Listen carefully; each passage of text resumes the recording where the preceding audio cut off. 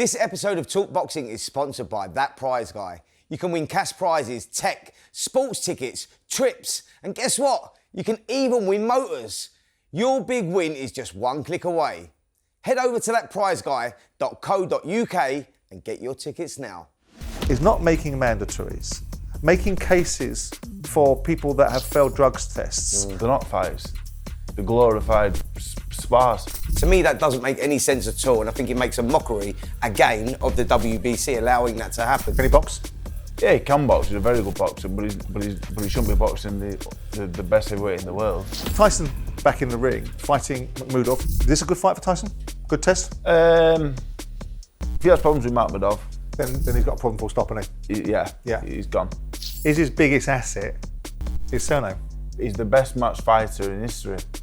How he's made millions of pounds, I'll never know. I'm not sure Conor Benn is as good as me. Got that list of the British champions, top names, Joshua's, Dubois, Fury's, all that. So why were you morbidly obese? Because what happened after Makhmudov is I put a little bit of weight on, and then I continued to put more weight on, and then at Christmas I put a lot of weight on. I tell you, it could be Zhang or Miller next, but that's the last thing I'm ever going to say that I shouldn't say. If I was looking from the outside looking in, I would think Zhilei Zhang's going to knock me out in one round. He's the Olympic bronze medalist. He's miles too good for me. Welcome to episode 161 of Talk Boxing with Simon Jordan, Spencer Oliver and Paul Smith. Today we're joined by dazzling Dave Allen. Dave, nice to see you. New moniker there for you. I heard called the other day. Fellas, nice. Thanks for joining us again, as always. Let's start with another edition of WBC Clown College shithousery. Rico Verhoeven, the WBC kickboxing champion, fighting Oleksandr Usyk. Paul, what the is that about?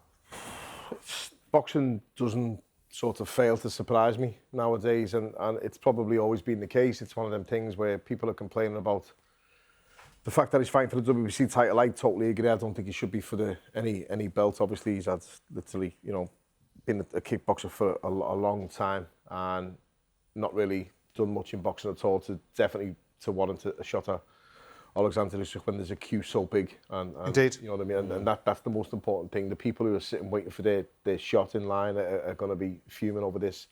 Some would say, to counter that argument, Usyk's probably earned the right to have an easier one after what he's done, and I do agree with that also. But I think just have that easy one and leave the belts out. But you know what the sanctioning bodies are like. There's a few percent to be had there from purses in there, so there's always going to be some form of belt on. Dave, we'll come to you in a second, but let's have a listen to what Johnny Nelson said about it on talkSPORT the other day. You look at him and you'll think financially, will he be in a better position than Tyson Fury? No, not in my opinion. Anthony Joshua? No, not in my opinion. The big money fights aren't out there for him, so he's got to do something. He's got to put himself in a position where he's got to win, because he's proved he's top draw. So in this fight here, I think it creates interest, intrigue. I'm quite sure there's a healthy pay packet at the end of it. This is now business for him. This is now because he's thinking, I've proved it all to you, so I've got to make as much as I can. Because remember, the talk was Deontay Wilder for a short while, because he wants to get all the scalps. He wants to look at the biggest names out there with the least amount of risk, and you can't blame him. Do you agree with what Johnny's saying there, Dave? Yeah and no, I guess. Like you said, we all say he deserves to go and do what he wants, but go and vacate all your belts. Go and let Caballel and Wardley and Dubois and all the rest of them fight for the belts. And if you want to go and do these exhibitions, do it in your own time. Go and do them. Yeah. But I'm not interested in. I like Rico Verhoeven, sparred him, know him, nice fella, very good kickboxer, one of the best of all time. But he's not a boxer. If he wants to fight, can he box? Yeah, he can box. He's a very good boxer, but he shouldn't be boxing the best heavyweight in the world. If he wants to do it as an exhibition, go and do it. I'm not interested in Usyk Verhoeven just for the simple fact it's a mismatch. Yep. We've seen McGregor Mayweather. We've seen other cross-sport fights. They're not fights. They're glorified spars. Yep. Where the guy who's not a boxer gets hammered in the end. I mean, it's pointless. It's surprising, isn't it? Because one of the things that I think about Oleksandr Usyk is integrity and substance. And I remember reading the articles that when he did interviews in the Mail, and I keep on referencing it in conjunction with Oleksandr Usyk, where he talks about Anthony Joshua. giving him an opportunity, which was the gatekeeper for everything he's come as a result of it. And I would have thought, maybe it's naive of me, that he would have done the same courtesy to heavyweights coming up that are trying to get into a position that he's gotten himself into. So in some sense, has he not let the sort of the boxing world and the heavyweight division down a little bit by this stance? I think so, yeah, because, you know, you've got those young fighters like Moses Atama coming through. Fabio Wardley's been quite vocal about the fact that he wanted that shot at Oleksandr Usyk. And you go, that sort of makes more sense. Even the Deontay Wilder fight made sense because of what he said that he wanted to achieve, clearing up everyone of the modern era. I suppose, you know, the question to you, Simon, is, you know, where is the business sense in this one? Because you go, it's not like Francis Ngannou or Jake Paul where you go, there's a commercial value to that. With this guy, you go, like, is it globally sellable? I mean, I tried to look at it in the rounds, thinking about what was the reason behind it. Now, given who's behind the event and given what they're trying to achieve, there must be a cross-pollination. There must be a reason. First of all, do we believe that actually they're going to create another belt like they did for Ngannou and Tyson Fury, and it's not going to be for the WBC Heavyweight Championship? Well, I hope that's right, because, you know, for the integrity of the WBC, I think that they should do it. I mean, this kid's had one bout as a professional boxer. You go, so, you know, how can he jump the queue and box Oleksandr Usyk for the WBC title? To me, that doesn't make any sense at all, and I think it makes a mockery, again, of the WBC allowing that to happen. So they must let's hope there's some sort of diamond belt or someone's whatever pulling their chain and someone's directing them down that way and making it worth their while for doing this. So obviously licensing fees, but there must be a commercial value in this. I don't know what the cross-fertilisation is. I can't look at it and go, well, there's a natural fit here. This is a very profiled personality that's got lots of followers around the world, like Jake Paul had in his own little space, and I can see how the monetisation vehicle of this works. But Usyk wouldn't be doing this unless there's a reason for it. There must be a motivation behind it. It must be some form of derivative as to what happened between the various disciplines crossing over with Ngannou and Tyson Fury, albeit the Tyson Fury Ngannou opportunity opened the doors to Saudi and created that particular flood. But the WBC thinking over the years, what we've watched them do, is not making mandatories, making cases for people that have failed drugs tests and giving them a leg up in their own thinking. And now we see this sort of spectacle. In my mind, and as you as boxers, I thought, besides the WBA being for me the ultimate belt, because that was the belt that I felt that Muhammad Ali's of the world were always focused on, the WBC belt carries such cachet and kudos. They're diminishing themselves, aren't they, in this by doing this, Spence? I think so, definitely, yeah. I think that it's unacceptable, really, to allow a guy, you know, that's only had one fight, and you've got all these fighters in line, and you're talking about Agit Kabayels, Lawrence Okolis. Yeah, absolutely. All waiting for that opportunity, and all of a sudden this kid jumps the queue, and I get it. But it's Usyk's choice, isn't it? I would understand it more if there was a commercial value to it. But there must be, Spence. Yeah, but no. I think the value to it is the people that are behind it. You know, we know Riyad Seed and Turki Al-Sheikh, TKO are behind it, so they may be just throwing Oleksandr Usyk a stack load of money, you know, and Van Herven, whatever he's going to get, might be a fraction of that, but that's where it is. Well, and maybe they lose money on it, but what is the value in it? If you can throw 15 million at Conor Benn, and we'll get into him a little bit later, then I'm sure you can find some money to cross-fertilise two disciplines. Do you not think this venue is part of the sale also? The Giza, the pyramids, Egypt. Absolutely, There's a lot behind that, obviously, as well. But as you said, it's not someone on the level of Francis Ngannou from another discipline. Francis Ngannou was a huge star in the UFC, and he was very relevant at the time and current at the time, and he held his own.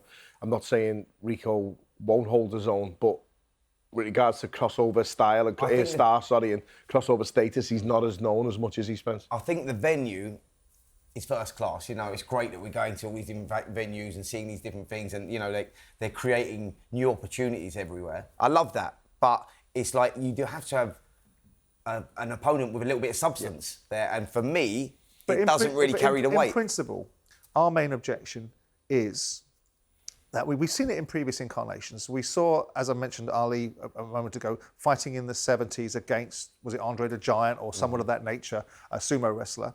There's no problem with these guys doing this because, to some extent, as Paul alluded to, they've made the right to do it. Yeah. The challenge for us is in terms of what is holding up and the fact that the WBC are allowing themselves to have their reputation slightly blemished by gimmicks? Because it is just a gimmick, isn't it? Well, I think you nailed it there. It's the WBC with their involvement in this one. If they allow this to go ahead as a WBC World Heavyweight title They fight, won't, I don't think. you go, that's where you lose your value. I mean, you sparred Rico. You know what sort of level he's at, where he's at. Is he worthy of fighting for the WBC World Heavyweight Championship? I sparred him a long time ago now. We actually lived together for a short time in Bolton. We were being both trained by Peter Fury. I got a knock on my door actually in my flat, and I opened the door expecting one of my housemates.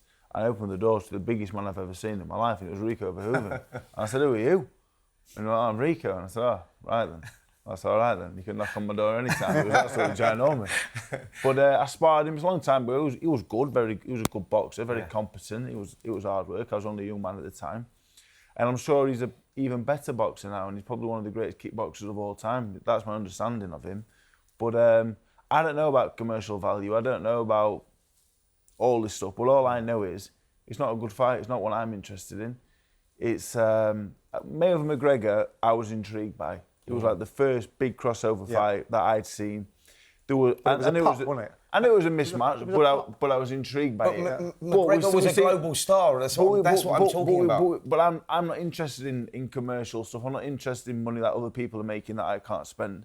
All I know is it's a poor fight. Usyk, vacate all your belts, do your exhibitions. If you want to come back and win your belts, come back and win them. But give your KBLs and your other fighters a chance of winning these world titles. In the event that he's not going to do that, right? Once we get over and past this and see it for what it is, and it gets whatever it gets from it, who's he got to fight next in your mind's eye? KBL or the winner of Wardley Dubois. Right. And I'm sure no one wants to see Usyk Dubois 3, but if he beats Wardley, he's back in line again to try and unify. If it's not the winner of that, it has to be KBL, in my opinion. I mean, doesn't it more likely look like if when Wardley fights Dubois, the winner of that fights Fury, and then Fury has a backstory for 3? Because I've got a belt, you've got 2 belts. That's the roadmap. Usyk Fury 3. Look, I'll friends with Tyson for a long time, and I like Usyk. No one wants to watch that. No one's interested. They've done it twice. No one's bothered. I don't think anyone's bothered. I don't want to see any of them. I don't want to see Usyk Fury or Usyk Dubois, because the two of them for me were conclusive. And there's no shame in out of it. Usyk is out there on his own, and as Dave just said, he is holding the belt up. But what I'm saying and why I'm trying to defend this in a way is because he's earned that right by doing what he's done. He's been, look at his last 5 or 6 fights. No one could begrudge him having one easy touch, and it will be a very easy touch in my opinion. But as you say, the WBC, in my opinion, have no business sanction as a world title fight. The history of the sport, Paul, you go like, he has earned that right, but you go, he's also in a position here where someone like KBL's been waiting a long time, and he's been the underdog in a lot of fights, come through and earned that right. You go, this is the way the sport works. Should work. You know? It's the way it should work. You know what I mean? It's up to them. It's up to them to now protest and now fire the letters in. And look, I've been waiting patiently. Of those protecting what is theirs and becoming very diva-ish about it that's being made about those that want to keep their opportunity and deny the others, which surprises me that Usyk falls into that camp. We'll see. You said a while ago, didn't you? Obviously, you'd expect Usyk to treat the up-and-comers like Dubois, like Wardley, with the same courtesy that he was given when he got given a shot. Well, the only caveat to that I might add is, besides the fact I give Anthony Joshua lots of props for doing it, and obviously lots of cachet to Oleksandr Usyk for mentioning it, the reason why Joshua took him is because he thought he was a cruiserweight coming up and he'd get him early, right, before he grew into himself. So there was that other side of the argument. Tyson back in the ring, fighting Makhmudov. You've had a clear vision of him.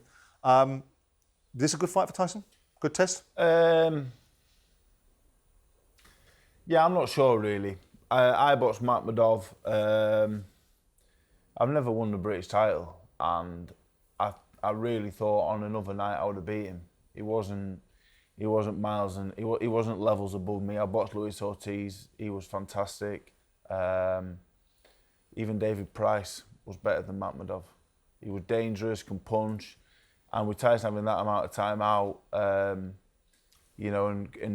nearing 40, of course it's a dangerous fight. But Makhmudov, he's not a world-class fighter. I know he's not. I've been in world-class fighters in the ring and in the gym, and he's not a world-class fighter. He's a very dangerous fighter, but he's not a world-class one. Don't you think it's a good yardstick, though, for Tyson to see that he's still at that level and to get the ring rust off? Because he's going to get the rounds against Makhmudov, isn't he? He's not like he's going to go out there and blow him away early, because Makhmudov's a tough guy early.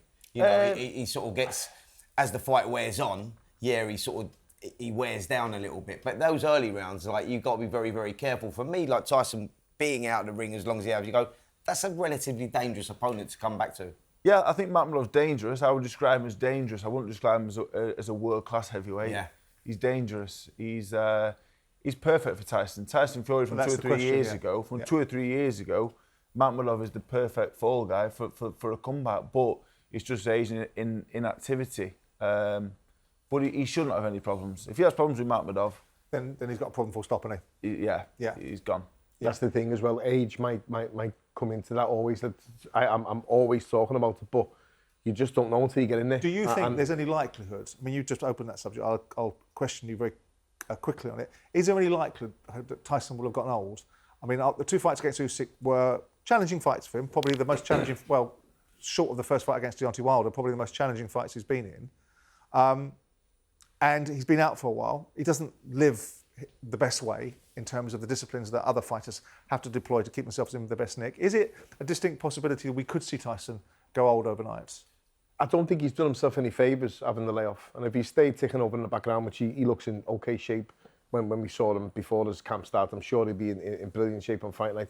I don't think it does him any favours having the layoff that he does. I think the best thing for Tyson would be to have stayed active. Yeah. For me, the most alarming was the Ngannou fight and the performance of the Ngannou fight. And that showed signs for me. And then he obviously was better than that later. But I hope it isn't the case. It wouldn't be nice to see him go out to someone who, as Dave just said, Tyson should be beating someone like Makhmudov pretty straightforwardly and convincingly.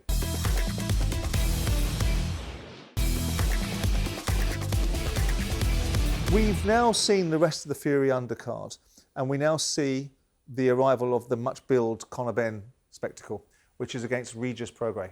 Now, obviously, we've seen Regis fight Jack Catterall in recent times at light welterweight. We saw him lose to Jack, and I thought he was retiring at that time. We saw him lose to Josh Taylor. We've seen him lose to Devin Haney, but he's a top-level fighter. Is this a good fight, worthy? I mean, it's interesting, Conor hasn't gone down to 140. This is a catch weight at 150, right? Yeah. So Conor hasn't gone down to 147 at this moment in time, and isn't going up to 154 because he knows what awaits him in 154. Interesting perspective, interesting fight, Paul? Yeah, I think it's really good matchmaking, personally. I think Brian Peters looks after Regis Prograis. I think he's a big enough name. He's boxed here before, as you say. I think if the Regis Prograis that boxed Josh Taylor turns up, then there's trouble for him. Ben will be in trouble. Yeah. But I don't think that fighter is still there anymore. He was good against Jack Catterall as well, though, wasn't he? He was good, and he is a good fighter. And I saw the interview he did. I don't know whether you were actually on the interview, but he did an interview with talkSPORT, and I was listening to him, and he speaks a lot of sense. And he was explaining about the weight stipulations and what they were asking for, and he got a little bit more money in that. But he's a top fighter, isn't he? He's a great fighter, yeah. But you know, weight divisions are there for a reason. And what I'm saying is, Regis Prograis never boxed above 142 pounds. You know, and so the fight's been made at 150. You go, okay. So Regis asked for the rehydration clause in it. There's no rehydration clause in it because Conor wouldn't agree to that. And you just go like, he's going to be too big for Regis. Yeah. Regis is a great name to have on your record because you go, when you look at 2019. When he boxed Josh Taylor at the O2 Arena, that was a great fight. And you look at it and you go, this kid's got a little bit of everything. Like, he's special. And he was the favourite. And he was the favourite in that fight. Absolutely. And he was also very good in the Devin Haney fight. And there was an argument that he won that fight though, against Josh. You know, it was a quality performance, but he is just a little bit too small. And at this stage of his career, but he's a banger still, isn't he? It'd be interesting to see if the power carries up. It was interesting you mentioned Regis Prograis talking to talkSPORT. Let's listen to the piece that he did with talkSPORT the other day. At first, I was like, all right, so, you know, I know Conor Benn is a little bigger than me. My plan was to, you know, of course, I've been at 40 my whole career. I won belts twice at 140. So my goal was I want to go up to 147. I want to do it the right way. I want to go to 145 at first and then maybe go to 47. But they offered this fight at 150. So, you know, when they did say that, I said, you know, well, why not? Can we make the weight at 147? They said no. What about 149? They said no. So I said, what about the weight stipulation? I know he did to Chris Eubank his last fight, and they said no. So of course I said, all right, maybe not. But then, you know, next day I told my manager Brian Peters, I said, man, get the fight. I want the fight. Let's make it happen. So of course, because of weight stipulation, you know, we got a few more dollars and stuff like that, but I was like, man, I do feel like I could beat. I feel like I'm better than Conor Benn. I feel like I could beat him. So they made the fight happen quick. I mentioned that fight was an undercard. That's because it's not an undercard. It's the co-main event. But I was assuming that Conor was going to fight a big name like Ryan Garcia that was relatively current. What is this fight? Is it an educated gamble from the Benn camp? What is it? It's a workout, if I'm totally honest. It's just an exercise. I mean, look, we were talking about, Ryan Garcia, because he's obviously mandatory for that WBC title. Ryan Garcia just had that good win over Barrios, So you looked at that and you go, that was the sort of fight that you was expecting Conor to go in at. They've obviously done some sort of deal. And look, listen, fair play from a business point of view for Conor Benn. It's a great fight for him. Where does he go after that? Then you've got to be talking about Rolly Romeo's. You've got to be talking about Ryan Garcia's. He's got to have one of those big fights. At what, 147? At 147, yeah. If he can get to 147. Listen, we've both been quite vocal about it. Him making 147, I think, is going to be very difficult. And if he does make it, it's all right making the fight, but it's carrying your strength down there, your stamina down there. And I don't think that's going to be achievable. I think his future lies at 154. But 147 is the better place for him because he goes up to 154. He's got Josh Kelly waiting for him, Boots Ennis and Virgil Ortiz, isn't he? But a fighter dead at the weight is no good for anyone. You know yourself, though, Spence, if you're going to try and get to 147, the first fight you're probably going to have is going to be 150, 151 to try so that's what he's ease your way down, and hence what he's doing. We'll definitely know after this one whether he'll be able to do smaller guy using him for speed, etc., etc. Dave, bringing you off a long run up, what's your view on Conor Benn? I ain't got a clue, Yes, I don't know. Don't sit on no fence. No, I don't know how good he is. Is that the question? Yeah. You've got a view. You watched him. You heard comments about his last fights. I don't know how good he is because, in my opinion, he's the best match fighter in history. How he's made millions of pounds, I'll never know. What we do is his dad's name and that, and I say fair play to him. Another example of it, right? He struggled with Payno. He never boxed for an area title, he never boxed for an English title, never boxed for a British title, Commonwealth or European. So that's where you start to rank people. You box the British title, you win it, you're a very, very good fighter. You get beat there, you're a good fighter, but you're not quite... I don't know how good he is. He's beat Algieri, Granados... Formella was okay. The other guys were really good in the day, but they weren't very good when he boxed them. Eubank was dead at the weight the second time. The first time he lost, and I don't think Eubank's as good as he used to be. I ain't got a clue how good he is. I don't think he's world class. It sort of brings the WBC back into that conversation again, doesn't it? That Conor's not boxed at 147 for 4 years, and he's the mandatory. He's a money guy, making money. Yeah, but Dave, you've got to be boxing in that weight division. I'm not sure Conor Benn is as good as me, to be honest. And I've not won a British title either. I sit here now and I always say to people, I don't know how good I am either. I never boxed the British title. Boxed the Commonwealth and got beat 9 years ago. I boxed Makhmudov. How good's Makhmudov? I don't know. Against Fury, he'll tell us more. I don't know how good Conor Benn is. With my own eyes, he's not a world-class fighter. He's not. I watched the Eubank fight. Eubank was finished. Eubank boxed George Groves 10 years ago and got well beat. Eubank's been beat at the highest level. He got beat. He was done at the weight. The first time, Eubank beat him pretty comfortably, and Eubank were nowhere near his best. Conor Benn, fair play to him, made a fortune. Fair play, and he is a good fighter. I think he is a good fighter. But from what my eyes tell me, he's not a world-class fighter. So would it be fair to say, not to put words in your mouth, but get you to answer this, is his biggest asset his surname? That's why he's making all the money, yeah. But he's like just a character, isn't he? Like he's Conor Benn. He's like I don't know. He's not making £15 million deals on his ability, in my opinion. No. It's a backstory. And I'm not pulling him down because I've made more money than my ability as well. He's sold himself well though as well now, and he goes out there now, and we live in that world where, you know what I mean, if you're vocal, all you're I going out there screaming and shouting. All I wanted to see from Conor Benn, right, 2 years ago was in fact Echo Esserman or Michael McKinson. Yeah. That's all I ever wanted from him was to when he was boxing in Algeria, box Esserman, box McKinson. Someone at the level he should have been fighting at the time. We can gauge it then. If he can beat them for I wanted to see him in against Avanesian. That's what I wanted to see him in. I think Avanesian would have beaten him. But you mentioned the other two guys, you mentioned those names, and this is the problem. This is where it sits on Conor's side. Then he's saying, "Well, where's the value in that?" I'm going to go. Well, the value in that is to see where you're at. I was just going to say that if you're looking after Conor Benn, I'm not going to put him anywhere near this. Absolutely.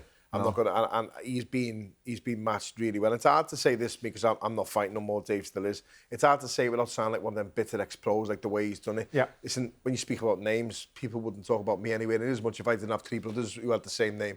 That's fact. That's a fact of life. But if I was managing Conor Benn, I would be sitting back being absolutely delighted. I've done the Is best there going to come a point, to get him Paul, that there's scrutiny on the matchmaking where people go, yeah, all right, got it, but at somewhere along the line, we want to see something a bit more meaningful and a bit more with the jeopardy. People will say we're not trying to be disrespectful to Regis Prograis, but we are looking at the direction of travel for Conor Benn, looking at the fact he's being managed into circumstances and managed very well if you're on the other side of the equation, which is you're talking about, which is a promoter and manager. But is there going to become a point where people from the outside looking in go, all right, pack that in and let's have him in against a live one? Yeah, but only the people who know what they're talking about. I think you can fool the public with Chris Eubank, and I'm not really sticking the boot into Eubank. It's just he's past it, and it happens to everyone. So people who are watching who don't really technically know the boxing all that well or watch the. Well, it's just beat Chris Eubank. Regis Prograis, who's been a former world champion, they just listen to the announcement that he's beat him. Carries currency. So, that's ticking the box for them, you know what I mean? But the people in boxing know different. Yeah. But also, I think that he's going around, he's put himself in that position, he's marketing himself well because he's shouting out there, making a lot of noise. Yeah. I don't think the public are stupid either. You go, right, so you have to step into some sort of fight. You go, all right, Regis Prograis, because he's a former world champion, people won't understand about the weight, etc., etc. After that, you got to have your Ryan Garcia. Yeah. You know, you got to have your Rolly Romero. You got to have that title fight because where's the travel of direction after? I agree totally, but Conor Benn sitting, he's probably made 16 million quid. Absolutely. That's right. Do you think he gives a shit? And there's the flip side of it. It doesn't. He's smashed his life. He's smashed life. That's it.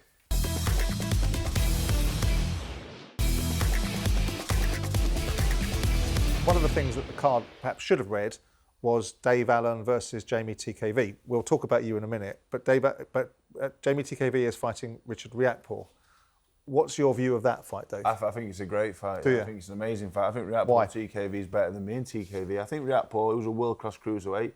Riakporhe's a world-class puncher. I don't think he's the best boxer in the world, but he's awkward because he's that big, and he's awkward because he's probably not the most well-schooled. Like, obviously, us three all come from amateur boxing gyms and won national titles, and we was all taught to box text, but Riakporhe's a bit awkward because he's a bit all over the place and he's a bit long and awkward, but he can certainly punch and he has experience at the highest level. So I think it's a great fight. I like TKV. I like TKV's style. He's got a similar style. He's a bit of a spoiler. I can appreciate what he does. Some people don't particularly enjoy watching him or myself, but I appreciate what he does. He's strong and he's tough. I think it's a great fight. Do you think Richard translates to heavyweight? Because I understand the point you're making about world-class cruiserweights, and I don't mean to be disrespectful. Yeah. That is a moderately low bar in comparison with other divisions because it wasn't a great deep talent pool. And when we saw Richard Riakporhe, with due respect to Richard, who I like very much, supports a team that I used to own, turn up at Crystal Palace, didn't even turn up against Chris Billam-Smith. What I would say is Richard Riakporhe, Lawrence Okoli, many other cruiserweights, they're only cruiserweights for 10 minutes on the scales. Richard Riakporhe being in the ring at 225, 230 pounds.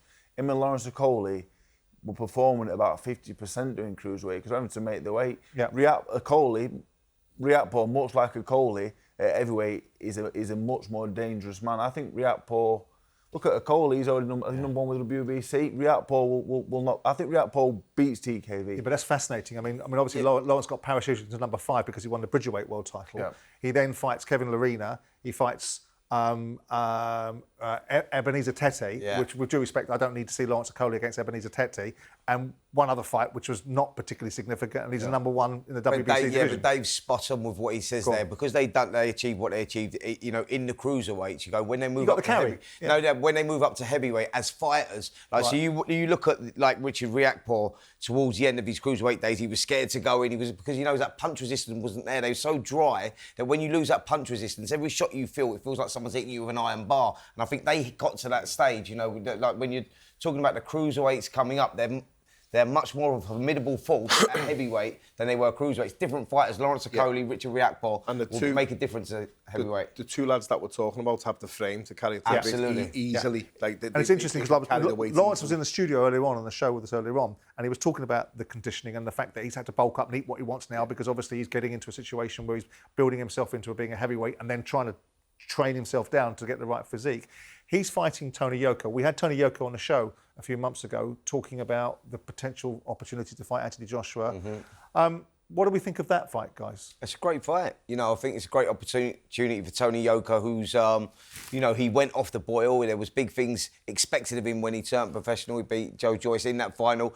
He was building up well. He had personal problems outside of the ring. Is that why he lost to Carlos Tack and Martin Bacoli and one other? Through that stage of his life, he was struggling outside of the ring, personal problems, family issues, etc., etc. He come away from the sport, went back into it, and he's sort of like been a quiet quiet period for him, and now's his opportunity. We'd see if he can deliver in the professional ranks. What do you think of It's a Okolie? good fight, that. What do you think of Okolie? Because Lawrence comes with he's a lovely fella, talks really well, but always comes with a stigma that, I mean, Joe Gallagher had to say to me when he took him on, if I'm aware of the backdrop to him, but if he fights the way he did in the cruiserweight, then I'm not interested. I want more from him. I want what I want from him, otherwise I don't have him. Now, the fact they've gone on for 2 years now clearly means that Joe thinks he's getting what he wants from him. What do you make of him? I like Lawrence Okolie a lot. I think he's really good. I think he's a problem for most heavyweights. But it's all right, Joe saying when Lawrence comes under fire off a top-class heavyweight who's hitting him, he's going to grab.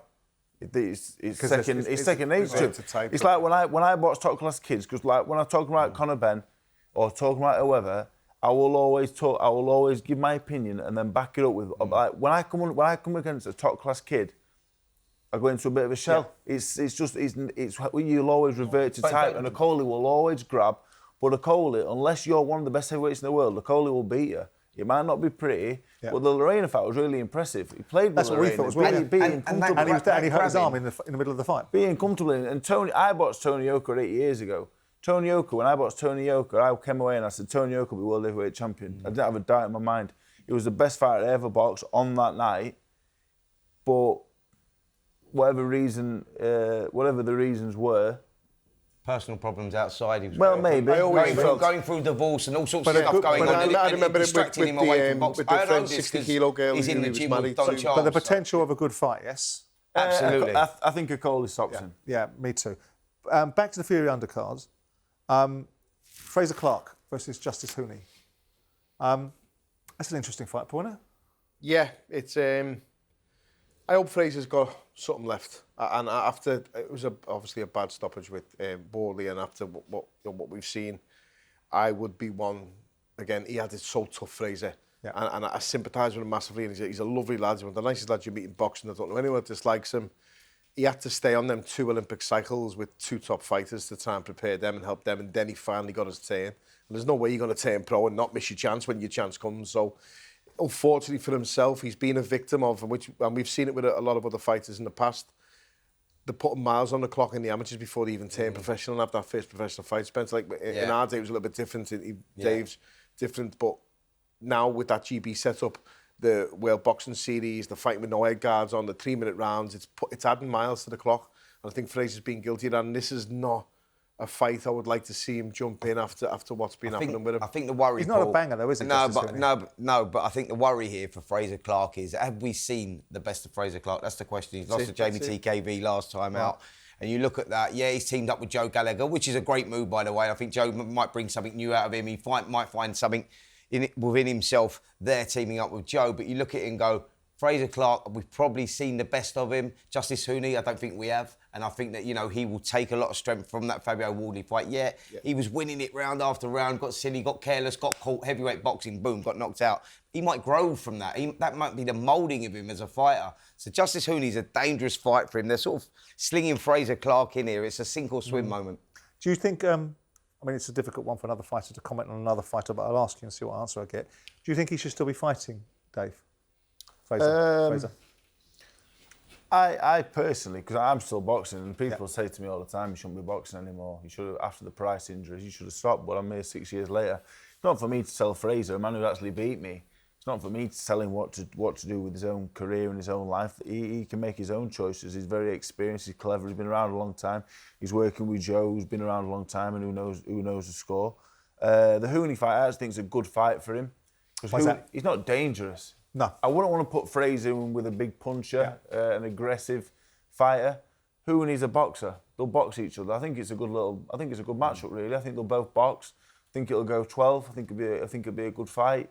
And I couldn't confidently pick you a winner, to be honest. I don't really rate Hooney. I never really rated him. Did you not? Not even in his performance against Fabio Wardley, where he did. But I think he has all the ability, but he has no physicality. I don't think he punches, and I don't think he takes a punch either. What do you think Joe Gallagher adds to Fraser? Spence? Joe's a great trainer. I think he's a great tactician. You know, he studies the sport, and I think that he'll add something new to him. You know, I think that with Fraser Clark, my one criticism with Fraser Clark is that he's been a little bit one-dimensional and a little bit one-paced in fights before. We'll have to see, but I think that it's a good addition for sure. We're always talking about direction of travel on this show, and a couple of years ago, I had a conversation with Eddie Hearn about the direction of travel of boxing. Have a listen to what was said there. Talking about the value of you in the equation, your business is diversified. So you're a different kind of business than perhaps Queensberry or other businesses, because you've got darts, you've got snooker, you've got other aspects of your business. So don't take any offence at the obligation about acquired knowledge. If he can acquire the knowledge to make fights that you guys can't make, he can acquire the knowledge to put on events that you guys put on. So with the scale of budget and with the scale of opportunity that they have, they can turn your lights out if they feel like it. Now, whether they want to or not is a different matter, whether there's any benefit in doing that. But to suggest that acquired knowledge is not something that's within their reach when they can make fights that you have readily said that you and Frank couldn't make for the last 10 years. They've just walked in and decided that you guys are going to do as you're told, and that you're going to bring fights to them in the way that they want them to bring. They're now going to tell you what they're going to pay on pay-per-view. Whether they get their possible broadcast or not is a different matter. They're now going to tell you when these fights happen and how they happen and who gets to fight. So I don't think that's an unreasonable observation for me to say to you that if they want to, they can do what they want. If you're an events company, they can do what you do.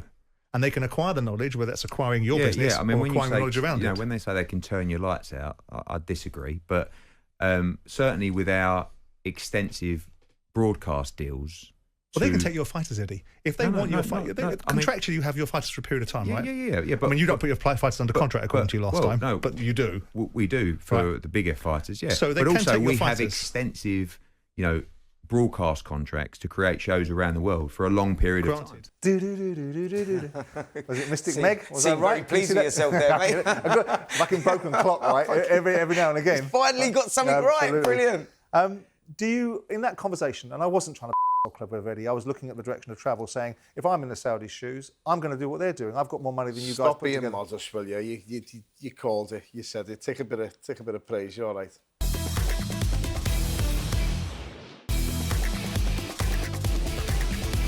Where do you sit on that sort of situation surrounding what's happening now, Dave? We're seeing the Saudis with listen, I refer to them as a homogenised group, but they are, right? They've got issues with Queensberry now. They're taking matchroom fighters.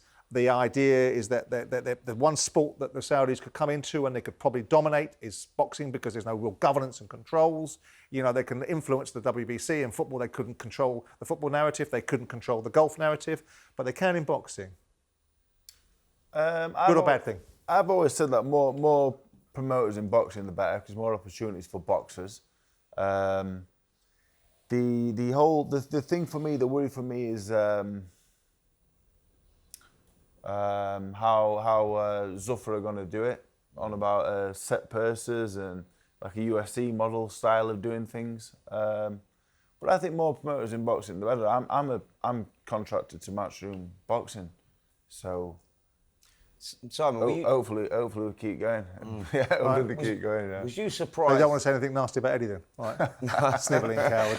Was you surprised that that TKO were considering taking legal? Frank Warren was considering taking legal action against TKO. Well, I've always understood. I thought it was implicitly understood that the heir apparent to the direction of travel for the Saudis was George Warren. I thought that the door being opened by Queensberry, and the understanding was, and I guess. Yes, Matchroom would be... Does Frank have legs to stand on? Yeah, I'm going to get to that in a minute. I'm going to answer your question in the way that I want to answer it.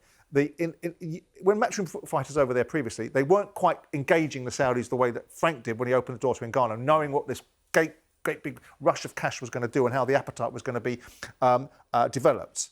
So it was always understood by me that there was going to be this preferential treatment, contractual obligation between what they were doing, what they were going to become, and Queensberry were going to be carried along with it, whether it was a pension for Frank and a future for George. I always thought that was going to be the case. So I'm not surprised, and I'm not surprised that they would shove Rick down their throat for what the Ring magazine said. Whoever wrote that, whichever genius wrote that, whoever it was written about, if it was written about Eddie, if it was written about Ben Shalom, if it was written about Kala Sauerland, if it was written about Frank Warren, if it was written about Top Rank, they should suing them, because you can't run around suggesting that people are potless and running out of money and all your fighters are running away because you haven't got any money.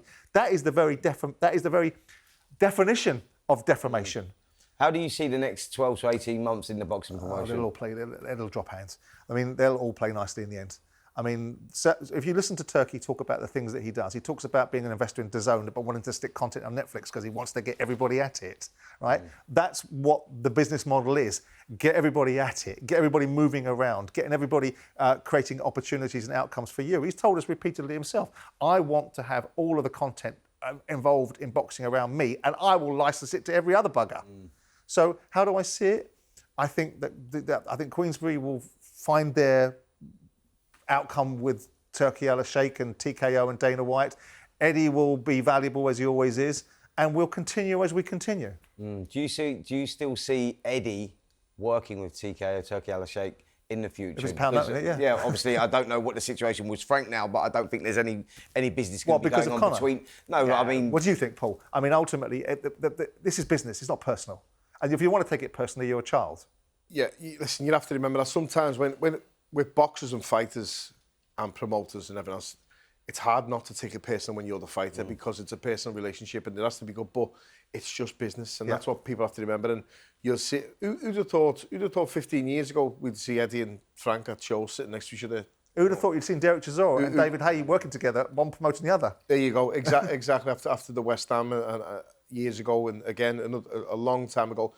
Things change in boxing, but business is business, and if they can make money together, if they can make money on shows where they rival each other, they'll do it whatever way they can. And for me, boxing won when they were all working together, and when they are working all together. But we see the best fights, and that's what for years now, for the last couple of decades, we've cried out for.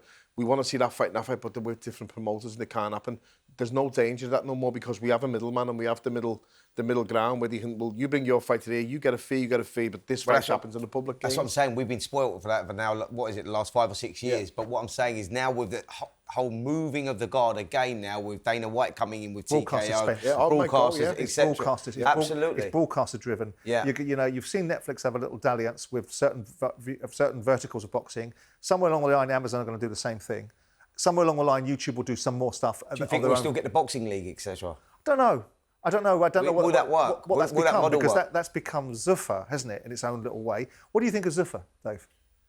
Would you have a piece of that if the opportunity presented itself? No. Of course not. No. $15 million. No, of course not. No. Genuinely, I'm a very simple man. I know that might shock you all. But I'm very happy. I live in Doncaster. He looked at me then because he knows you are simple, Spencer. You can relate to it. I know I'm a very simple person. I'm very grateful. I live a very nice life. Nice new house. Very nice house, actually. Yeah, it's very nice. Yeah. New bathroom. It was good. 3 bathrooms. 3 bathrooms. 3 bathrooms. Very good. So ensuite. No hairbrush, though. Ensuite. No hairbrush. No shampoo. 99% of that is thanks to me because I put the work in physically, mainly being smart. But I have to thank Eddie and the matchroom as well. And my loyalty lies with them. And people will say you're daft for doing that because we'll have our ups and downs, and we've had fallouts, and we had a few situations, but I'm happy where I am. I'm not a massive commodity, really, but I'll stay where I am. Thank you. Money talks, doesn't it? I've got enough at the minute. I'm happy with enough. All right. Let's end up talking about you, Dave. A win last week. I'm not sure much about the opponent, mate. I don't think we need to learn anything from that. I'll be honest, right? They offered me him, and I thought, right, that's Christmas for me, because I knew he weren't great. He was won 12, lost 10. He boxed the French title. He'd been 10 rounds 3 or 4 times. I knew he was what he was. He was very average. He'd probably be an area champion. And people always say to me, oh, you're area title level. I thought, all right, let's get this kid over who's area title level, and I'll smash him to pieces in about a minute. I wanted to show people. People say I'm no good. All right, then let's get this fella over who's no good, and I'll show you that I'm better than no good. And they paid me good money for it as well. So I said, you know what, I'll have it. So that was what it was. It was what it was. I weren't in the best shape in the world, to be honest. I was morbidly obese at Christmas and New Year. Why is that then? I thought you had a new regime going on with a new discipline and you were taking it seriously. So why were you morbidly obese? Because what happened after Makhmedov is I put a little bit of weight on, and then I continued to put more weight on, and then at Christmas I put a lot of weight on. And then, a reasonable explanation then, yes, of course. Yeah, so I'm just greedy and lazy, and I'm not. But I'm not a liar though. I don't lie to anyone about it. I'm fat, I'm lazy, I'm greedy. What was the show we But you're not greedy financially. No, I'm not, because I've got You should be enough. greedy in that space. I've got enough. I've got 3 bathrooms, Spence. I eat like a pig. Look at the size of me. Wait, what was the show we was working on? We were working on a show, and normally you have a bag of sweets there. It was Ben Eubank. Ben Eubank. I got sausage rolls, I got cocktails, he went sausages, sausage rolls, sausages. That I've never seen someone so much food on the table. But like, they were like, oh, let's get was this like a and proper that. feast, wasn't Let's it? get a buffet, innit? Good, fantastic. Right, listen to all you young fighters out there. Right, will it be Zhang next? Won't be Zhang next, no. Dalton Smith, I believe, is going to box in June. I'll definitely be on there. That'll be a 10 or 12 round contest. That will be a real fight. I'm told that'll be a real proper fight. Hopefully I'll box before that, and then hopefully if I win them 2 fights, Eddie said this morning, stop mentioning things that I tell you, but I'll tell you it could be Zhang or Miller next. But that's the last thing I'm ever going to say that I shouldn't say. But what about the British title? Because you made a big song. No, you didn't make a big song dance. No. You mentioned it with pride and how much it would mean to you and how much it might mean to your father as well to win a British title. Where's that ambition gone? The truth is, it was my granddad's dream, really, and my dad's. My granddad passed away, and me and my dad don't get on very well. So that dream, it was never my dream. It was their dream, really. That's the honest truth. That might sound a bit morbid, but that's the truth. I would love to win the British title. The British title is massive. It's the biggest thing you can win. I'd love to see you win it, Dave. As a British boxer. Right. Do you know what? And I have to be honest though. So what's going on with it then? I can box TKV for the British title. I can box Zhilei Zhang for 3 times more. But you just told me it wasn't about the money. It's not about the money, but it's for the kids. It's about the money, not for me. All right. For the kids. Okay, you're smart ass, aren't you? But if the opportunity came to box for the British title, Riatpur TKV winner, Yeah. or Zhang, and it was for the similar money, I would box for the British title. Yes. That's the answer to that question. But obviously, it's not as straight. I'm not a business guy. I'm not a. But your currency. I mean, I watched the reaction from the fans when you came in that fight, and there was no it was a 1-round blast out, right? Yeah. The guy wasn't. You just dealt with him, and you know you did, right? Because the levels that you had were miles above where he was, and you proved your point. That was an area level fighter. If I'm an area level fighter, I'm miles above him. So the currency's there. So surely there must be a finesse. If TKV, say TKV comes through, right? Given the fact that he's beaten Fraser Clark, there's some currency in that. Surely they must be able to monetize. Surely Eddie must be able to populate that properly financially and give you both ends of the equation, which is the money that you want not for yourself, of course, for your children, and the accolade of having a British title. Surely you must want to push him in that direction, mustn't you? Yeah, I mean, we're in a mad position really because I can probably sell 1,000 tickets anywhere in the country now, 4 or 5 weeks' notice. So I'm in a very privileged position. I'm very grateful for it. You probably sell more than that, couldn't you? Yeah, in Sheffield, I think we could have probably done 5,000 or 6,000 in Sheffield on my own. So we're in a great position. It's unbelievable, really. I don't really know how it's happened either. It's been a massive, great accident. But yeah, I'm open to anything. I think it's been down to you working hard, mate. Like I say, when we talk about that Price fight back in 2019, you go, it looks like effectively your career's over, and I don't know where the ambition's going to come from, whatnot. The way you brought yourself back, only you've done that. Well, I just think after the Price fight, I was told, like, everyone said you shouldn't box again, really. The injuries I had were pretty serious and said we shouldn't box again. But went away and had kids, and I don't know, really. I just wanted... Was that the changing point, the kids? Probably, but the thing is, I retired as well, and you're very quickly forgotten. And promises are very easily broken. And to be honest, I had kids and I was absolutely skint. I got the Fisher fight and just went on from there. But yeah, I love boxing. It's like Tyson Fury. Everyone's saying, "Oh, he's retiring and coming back all the time." Without boxing, I don't know what I'm going to do. And people always worry about my health and that. And I know Paul's one of them as well. That's like, "Oh, you shouldn't be boxing too much longer." But in the last 6 years, I probably sparred 50 rounds. You know, for me, you're in the right place to be looked after with Jamie Moore. He would be one of the first ones to say, Jamie's a careful trainer, and I like that about him. With me, my issue's never been with yourself. My issue's with other people talking about yourself.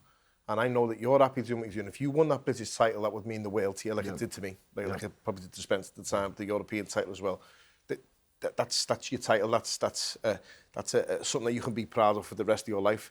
And I think if you can do that and beat TKV, this is a brilliant opportunity for you to do that now, in my opinion. That's what I was saying. Now, in the past, the champions that I had at the time, they were good people, they were good fighters, and there's no shame. If you look at that list of the British champions, the last 20, 25 of them are top names. Joshua's, Dubois, Fury's, all that.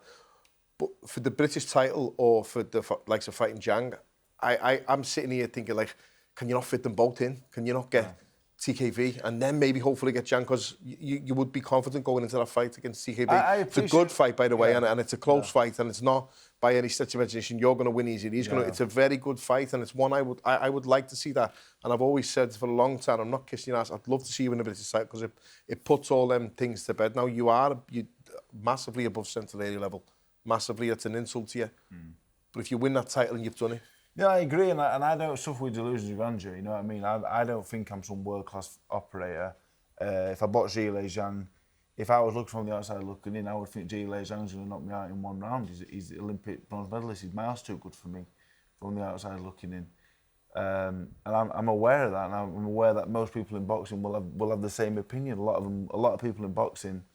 We talk about Conor Benn, and I don't want to be. I'm not being negative about him on a personal level, but we're talking professionally. But people look at me the same. You've got to speak your mind. You tell the truth. And they'll go, look at Dave Allen, lard ass, don't train properly. Go look at all these opportunities, and I made these opportunities by just being me, and that will irk people in boxing. And I appreciate that and understand it, but I've always just run with it. I box every year, but so I appreciate what people say. That should be respected, though. You've done it by being yourself. You're not playing an act. There's so many people in boxing. You play this act, and the minute the camera turns off to a different person, you've been yourself constantly from the start. So it should be rewarded. And I've said it on here, I've said it many a time in the past. I would love to see you get that British title. I'd love to see you. Do you think you could win no one a in boxing that doesn't like you. It'd be great if you could finally do it. Yeah, I think so. We'll get on with it then. I think I'm a very good boxer. Yeah, I won well, it's good to hear because 15 years ago. I have belief in my ability, but. Everything that people say about me, people always when they talk negatively about me, I don't perceive it as negativity. It's the truth. But David, people don't talk about you negatively. The only person that seems to talk about you negatively is yourself. Yeah, everyone thinks that you are a commendable fellow and can operate at a high level, and your own worst enemy is yourself. Yeah, full of self-doubt. And I thought that you think that would go away in your 30s, but it's still there. You still look at these. I still looked at Makhmudov and thought, don't think I can beat him. Is that what you walked into the ring thinking? And then after the fight, I looked at him and I thought, I could have. Is there a lesson to take from that? Doesn't Jamie say that to you? I'm not trying to make you suck eggs here, but doesn't if you look at him before the fight, I don't think I can beat him, and then after the fight you think, I could have beat him. Yeah. Isn't there a mentality switch that someone's got to push a switch with you? Can I interrupt 1 sec? You know what a big thing for me is in boxing? We always try and be humble, most of us. Yeah, some don't. Nothing wrong with that. But having that humility sometimes means putting yourself down, sometimes means being a bit more realistic. Well, I might not beat him, but you've got to have this delusion as a fighter, I can beat him. You've got to have this delusion, as you well know. I don't need to tell you how to suck eggs again. You have to have this delusion where you can go, I know I can beat this fella, no matter what fight you're going into. But when you're a boxer, there's a fine line between humility and staying humble and not being sort of bragging and flash. Getting carried away with yourself, I went on a Contender in 2007. I sat in a hotel room with Mark Burnett and Sugar Ray Leonard and a few other producers. I said, well, what's your ambitions, Paul? I said, well, hopefully I can do this. You know, I really hope I can do this. Don't want to be too big-headed, but I think I can win this competition. And Ray Leonard pulled me aside. I'm not named, sorry. Don't ever say that again. Be very confident in yourself. Don't say hopefully. Don't say, you're going to win it. Be confident in it. Have the confidence in yourself. Project it. To get something from someone like him, obviously, is great, but he's right. And we tend as boxers, as fighters, to sort of stay humble and not be too brash or arrogant. And you're very much like that, obviously, but there's a line in putting yourself down and being quietly confident.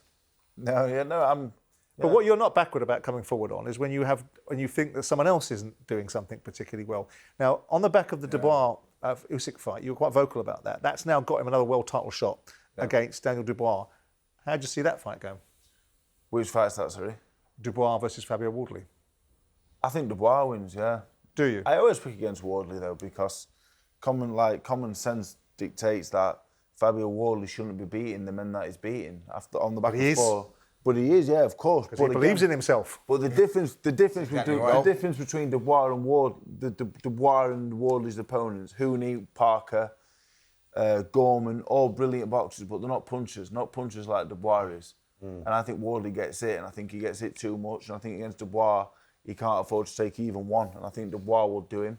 But Fabio probably happy to hear that because I've said it about 8 times and I'm wrong every time. So I don't really have an horse in the race. I don't really. That'll balance it because he's really unhappy to hear me tipping him because everyone I tip gets right. So he's not happy that I'm tipping him. You might have seen Deontay Wilder doing his best behaviour recently.